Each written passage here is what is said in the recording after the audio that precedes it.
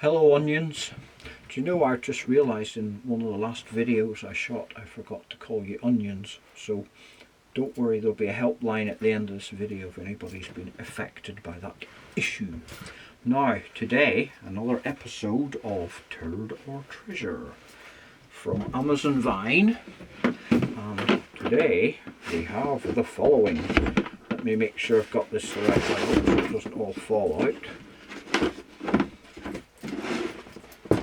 It is a mini Recipro saw. Brand name unknown to me because I can't remember, it was just one of those random Scrabble box brand names. Actually, thing is unbranded. You'll know the brand name because it'll be in the title of the video anyway. Comes with the saw, obviously, 2 batteries and a charger. It's another one of these helium filled chargers which has a string on it, so if it floats away you can pull it back down again, and the kind of batteries where the charger plugs directly into the battery with a barrel plug. However, on looking at this battery, let me hold it under the other camera for you, I thought that pin pattern looks quite familiar. Got out one of my Makita LXT batteries and they're both the same.